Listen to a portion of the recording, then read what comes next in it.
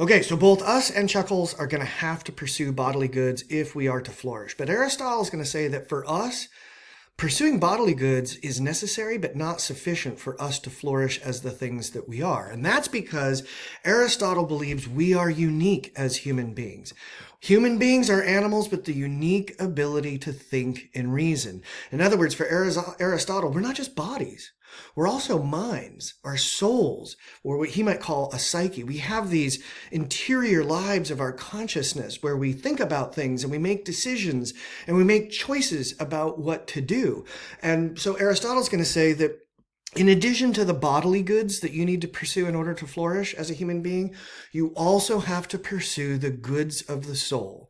I wonder what these kinds of things are. So think for a moment. What are the kinds of things, in addition to the bodily goods that you pursue, that you also need to pursue in order to be a really flourishing human being living the good life?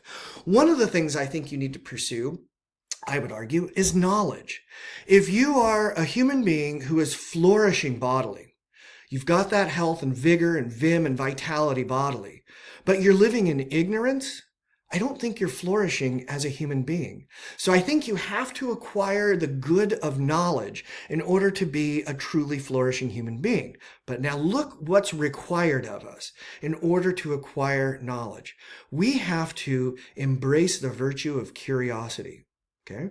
We have to, in order to acquire knowledge, we have to be curious. If we're not curious, we're not going to be motivated to go pursue knowledge. Think also about the virtue of courage.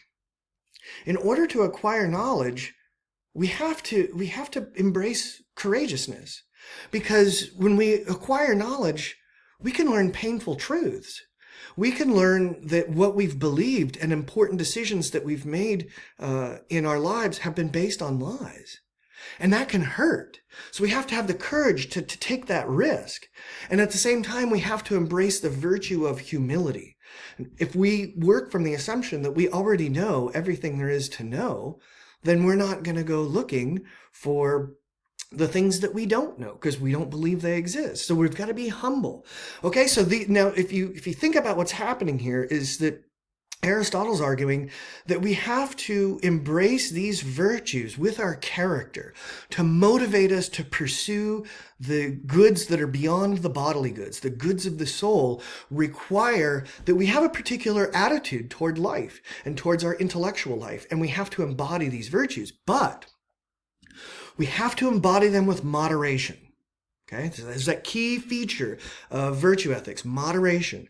You want to be curious, but you don't want to be too curious. Okay, if you've read anything about the pursuit of the development of the nuclear bomb in the 1940s, you know that some of the physicists that worked on that project were doing so because they just wanted to see what would happen. Like, what's possible? What can we do with the power of our knowledge of physics? And when they realized, like, what have we at least unleashed on the world? You had, for example, the leader of the project, Robert Oppenheimer, say, "Oh my gosh, I didn't think about where my curiosity was going to take me." And you can probably think of instances in your life where you were too curious. You learned something you probably didn't want to know. You clicked that link, and now you've got this image burned into your mind about some of the depraved, horrible things that human beings do, and you wish you would have kept your curiosity in check. Okay? It's not just knowledge that you need to flourish as a human being. You also need to be loved. Yes, even you. And being loved requires that you interact with other people socially. But in order to do that, you're going to have to embody certain virtues. You're going to have to embody respect. You're going to have to show respect and honor to the people that you are having these interactions with in order for them to love you. If you disrespect them, if you dishonor them, they're not going to extend that love that you so desperately need in order to realize your potential as a human being. And of course, to flourish as a human being, you need to not just receive love from others, but you also need to give love to others. And in order to do that, in order to pursue that good, you've got to embody the virtues of compassion and honesty. right? You have to make those a part of your very being in order to pursue this good of the soul called love, in order to flourish as a human being. So you can see here that when we talk about virtue ethics, we're talking about being good very differently than when we're talking about, compared to when we were talking about it from a Kantian or utilitarian or even an egoist position. There we were talking about, what kinds of actions do I need to take that are morally permissible, morally impermissible, morally obligatory, what kinds of things are out of bounds, and so forth. And what virtue ethics is doing is coming at this question a little bit differently. And it's saying, to be a good person is to be good at being a person.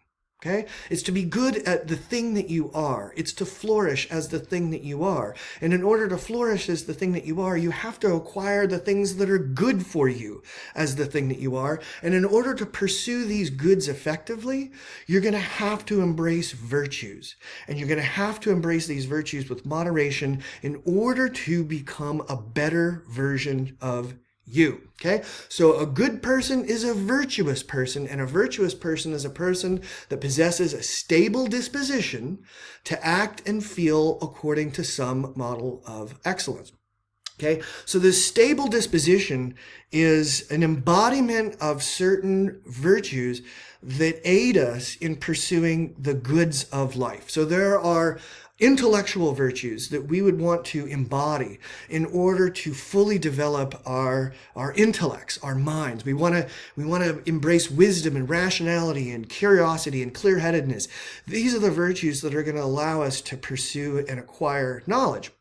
And there's moral virtues like fairness, loyalty, compassion, honesty, courage. We can come up with a list here. And we have to embody these virtues in order to flourish as a moral human being. So we're, in a sense, sort of using these virtues in order to become a better version of us. We're pursuing the best version of us that can be. And of course, you see here on this page here, according to some model of excellence. Well, what's the model of excellence that we should embrace here? And that's where things get a little dicey, because there's lots of different sets of virtues that people have advocated over the years. Benjamin Franklin had a set of virtues. Benjamin Franklin believed that virtue ethics was the way to go. And he said, look, you got to be temperate when it comes to food and drink.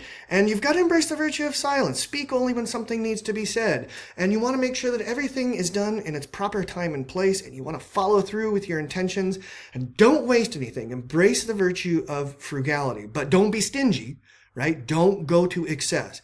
You want to be frugal, not stingy. You want to live in moderation. And of course, there's a whole bunch of other virtues, and we could come up with our own list of virtues and use those as the qualities of our being that will facilitate the pursuit and eventual acquiring of the goods of life.